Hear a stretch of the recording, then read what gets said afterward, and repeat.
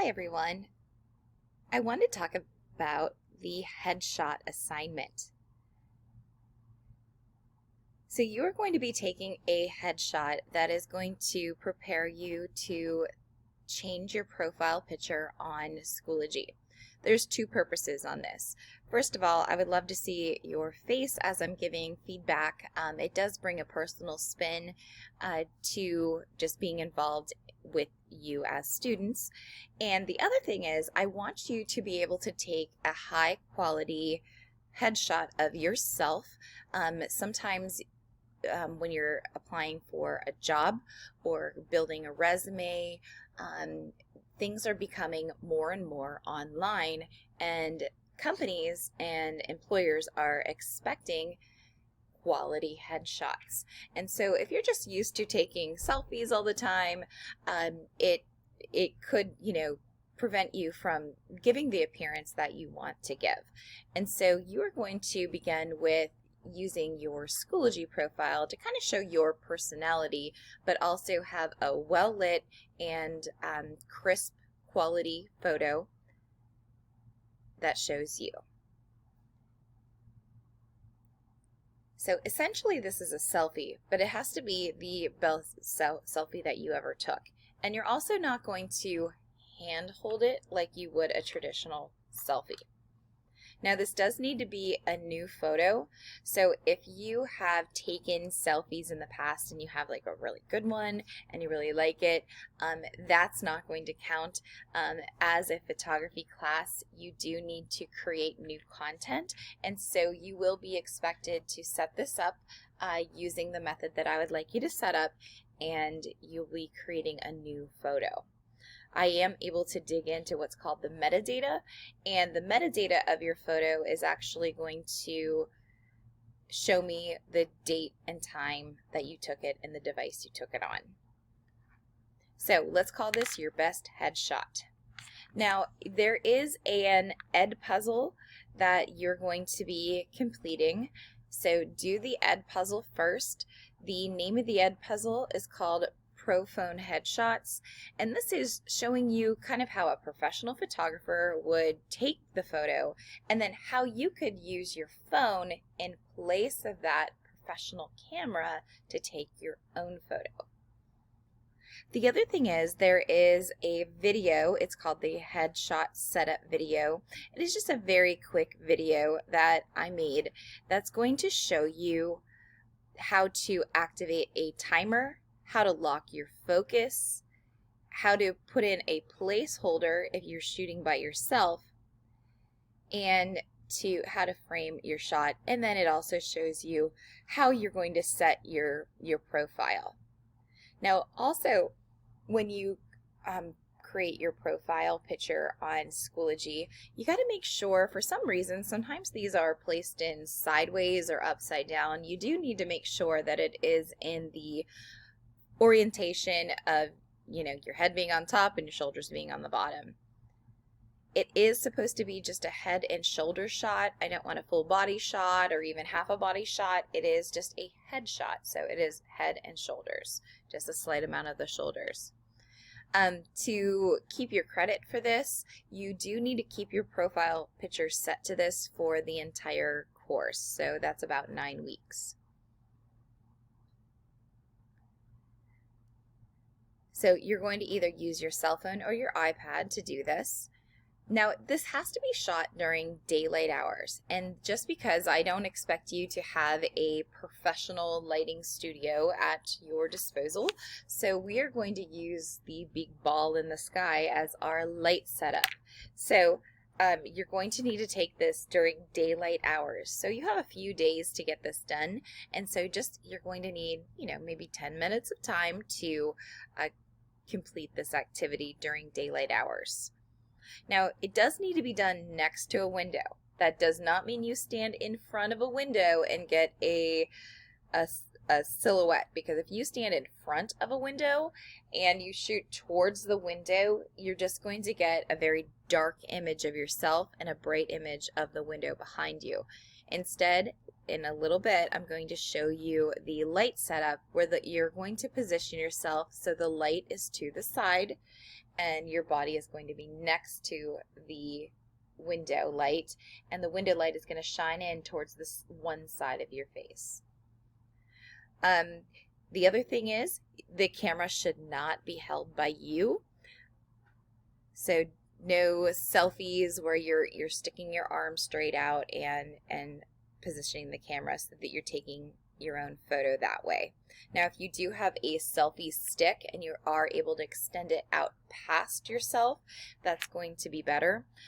When we put cameras very close to our features of our face, it's going to distort those features of the face because it doesn't compress like a professional photo would or camera would. So you want to make sure that your phone or iPad is an extended away from you. You also could set your camera up on a tripod. So if you put your phone up on some kind of tripod, now that doesn't you don't have to go out and buy one. It is going to be helpful if you have a phone tripod for this course. However, it is not required.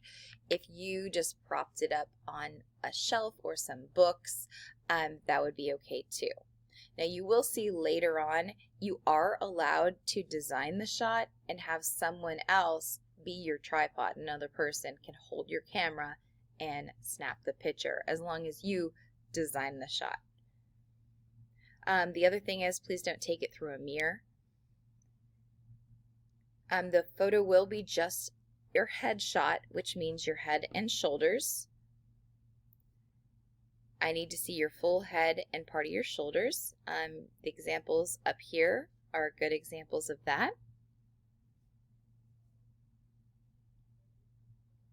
You should either crop your photo to a square, or you could set your photo to a square format.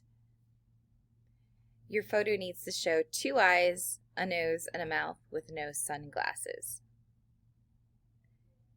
Now, facial filters are okay as long as it still 90% looks like you. So if you really like, the Snapchat filter or something like that, I would be okay with you using it as long as it doesn't have, it's still just enhancing your natural features. It doesn't have like a cartoon face or a bunny nose or antlers or, things going on in the photo that are going to distract from being a professional style headshot of yourself. Now, alternate to taking it indoors, you could take it outdoors if you were in kind of a shaded area. I am going to design this so you can do it inside, but if you don't have a really good window light, you would be able to go outside and take this shot. However, you shouldn't, you got to be careful with, what you're wearing and where you're positioning and what the background is. The background, notice how I have it highlighted, needs to be very, very plain. So your background needs to be a very plain area, maybe a solid wall, even wood or brick or stone. Avoid vinyl siding. But I shouldn't see anything in the background. So we shouldn't see clutter on your table. We shouldn't see your kitchen. We shouldn't see paintings on the wall, pictures on the wall. We shouldn't see a shelf full of stuff. It should just be very simple background. If you can't find a plain wall, you could design. Maybe you have, you're only getting a head and shoulder shot, so maybe you could put up a sheet, a clean blanket. Be careful it's free of lint or fur or anything that might be on it. You could even put maybe a dark coat or a light coat, or just kind of design that background, even a shower curtain type of thing. Now, the required lighting setup. You need to plan the facial lighting carefully. So you're going to stand next to a window to get kind of a Rembrandt style lighting. What is that? Well, if you look here, imagine this is the window and the light is coming in. I want the light to the side of your face. Behind you is not the window. Behind you is your plain background. But you're getting light on one side of your face from the window. Now, if you want to see what that would look like from above, the window is to your side, the wall is behind you, and your phone should be very far away from you. Okay, so your phone is not up close to your nose. It is well back, so maybe 4 or 5 feet. And then you are going to learn about setting a focus point on your face. So, like I just said, you're going to place the focus point on the closest eye to the camera. If they seem like they're both on the same plane and one's not closer, just pick, touch on your face and set your focus lock on there. The video is going to show you how to do focus lock. Now, exposure. If it seems a little light or dark, you are able to press and hold and slide up or down with your camera phone, and it will actually adjust your lights and darks if that's needed. So remember, you have 2 options. Option 1, if you have a phone tripod, a bracket, or a place to prop up your camera, you would need your camera's timer, and you could take a photo that way. To focus your camera, you could use a stand-in, such as a broom, stuffed animal, and then you're going to need to lock your focus, so then when you push that timer and you go step in front of your camera, you're going to be ready. I do have a video that shows how to do this. So on this document that I'm showing you, up at the top, there is a video that's going to show you about locking focus and using a stand-in. Now, option 2 is if you lock your focus, you set up where the light's going to be, you set up your background, you design everything about the shot. It would be okay with me if you have a family member or a friend actually push the button, as long as they're just a button pusher. They're not designing the shot, they're not setting, up where the focus is, they're just a button pusher. You'll have to be directing them the entire time. And then going back to option 1, if you had some kind of remote for your camera, I know a lot of the selfie sticks do come with that little remote, you would be able to do something like that too. Now, optional, if you've ever done any type of photo editing, you may edit your photo. You do have Snapseed, Lightroom, and Photoshop on your iPad, and so you would be able to edit that photo if you want to doctor up any white balance, take away any maybe flaws on your face, or brighten your teeth or eyes. If you would like to do any of that, that would be great. The other thing is, if you used your front camera, you may need to flip your camera. So if you had like writing on a sweatshirt or something and the words were backwards, you would have to, that's a mirror image, so you would have to flip it backwards.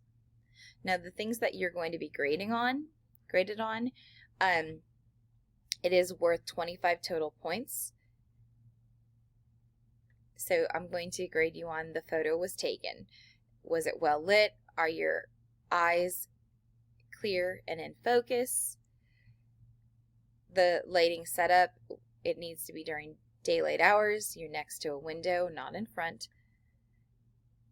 The model, so your appearance, you dressed for the occasion. You went and thought about what your hair looks like. You don't have bedhead or something. You wore an outfit that is not distracting but looks like it shows off your personality, but it is also appropriate for a school profile.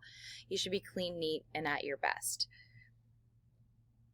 I'm going to look to see that all these requirements that I wrote are taken into account. And then the aesthetics of your headshot. Does it look like a quality photo? Does it look like a well-planned shot? If it looks like you did it in 2 minutes without any planning, you're not going to get these points.